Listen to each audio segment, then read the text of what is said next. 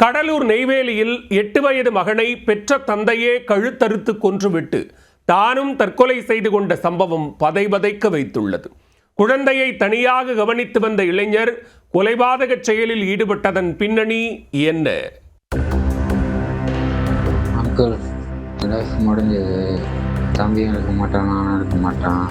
அம்மா மட்டும் நல்லா பார்த்துங்க. அந்த ரூமில் செல்ஃபில் தம்பியோட ஸ்கூல் பேக் இருக்கும், அது மட்டும் அம்மாட்ட கொடுத்துருங்க. வேறு வேணாம், என்னால் முடிஞ்சது பார்த்துக்கோங்க. நாங்கள் போகிறோம். சரிங்க, பாய். கடலூர் மாவட்டம் நெய்வேலியில் உள்ள வடக்குத்து பகுதியில் வசித்து வந்தவர் 30 வயதான ஸ்டீஃபன் ராஜ்.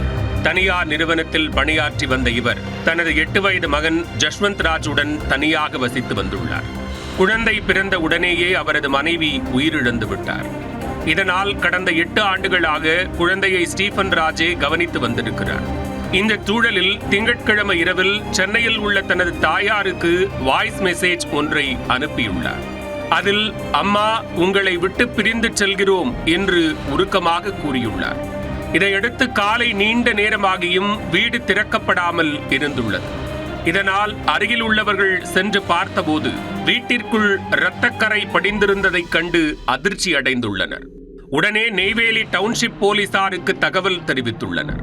தகவல் அறிந்து விரைந்து வந்த போலீசார் வீட்டிற்குள் சென்று ஆய்வு செய்தனர். அங்கு ஸ்டீஃபன் ராஜ் தூக்கில் தொங்கியபடி சடலமாக கிடந்துள்ளார். அவரின் மகன் ஜஸ்வந்த் ராஜ் படுக்கையிலேயே கழுத்தறுக்கப்பட்ட நிலையில் இரத்த வெள்ளத்தில் உயிரிழந்து கிடந்தார். பின்னர் இருவரது உடலையும் கைப்பற்றிய போலீசார் உடற்கூறாய்வுக்காக அரசு மருத்துவமனைக்கு அனுப்பி வைத்தனர். முதற்கட்ட விசாரணையில் கடந்த 8 ஆண்டுகளாகவே தனது குழந்தையை பார்த்துக் கொள்வது மற்றும் பள்ளிக்கு அனுப்புவது போன்ற பணிகளை ஸ்டீஃபன் ராஜே தனி ஆளாக கவனித்து வந்தது தெரிய வந்தது. இதனால் அவர் பணிக்கு செல்வது முதல் பல்வேறு சிரமங்களை அனுபவித்து வந்ததாக அருகில் உள்ளவர்கள் கூறியுள்ளனர். இந்த சூழலில் வியாழக்கிழமை பள்ளி திறக்க உள்ளதாக அறிவிக்கப்பட்டுள்ளது. எனவே மீண்டும் தனது மகனை பள்ளிக்கு தயார்படுத்தி அனுப்பி தானும் வேலைக்கு சென்று வருவதில் சிரமம் ஏற்படும் என்று அவர் நினைத்திருக்கலாம் என்று தெரிகிறது. எனவே பெற்ற மகனை கழுத்தறுத்து கொடூரமாக கொலை செய்துவிட்டு தானும் தற்கொலை செய்து கொண்டிருக்கலாம் என முதற்கட்ட விசாரணையில் தெரிய வந்துள்ளது. கடைசியாக ஸ்டீஃபன் ராஜ் தனது தாயாருக்கு அனுப்பிய வாய்ஸ் மெசேஜில் என்ன கூறியிருந்தார் என்ற முழு விவரம் கிடைத்தால் விபரீத முடிவுக்கான காரணம் தெரிய வரலாம்.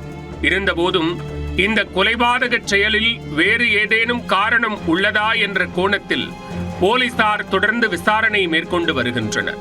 மனைவி இறந்த நிலையில் தனியாக வசித்து வந்த இளைஞர் தனது மகனை கழுத்தறுத்து கொன்றுவிட்டு தானும் தற்கொலை செய்து கொண்ட சம்பவம் நெய்வேலியில் அதிர்ச்சியை ஏற்படுத்தியுள்ளது.